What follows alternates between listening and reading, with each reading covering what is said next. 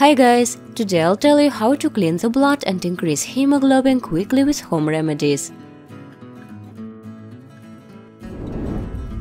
To prepare a healing mixture you'll need half a cup of dried apricots, half a cup of walnuts, half of 1 lemon and 100 ml of liquid honey.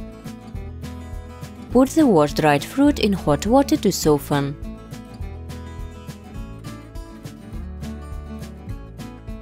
After 5 minutes, remove the dried apricots from the water and dry thoroughly.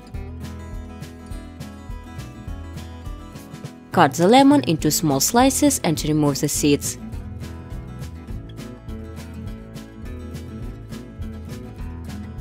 Grind dried apricots, nuts and lemon in a blender or meat grinder.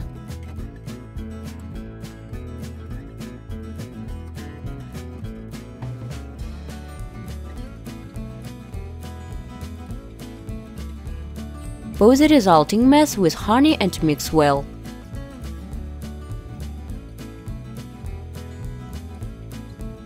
The finished product should be stored in a closed glass container in refrigerator.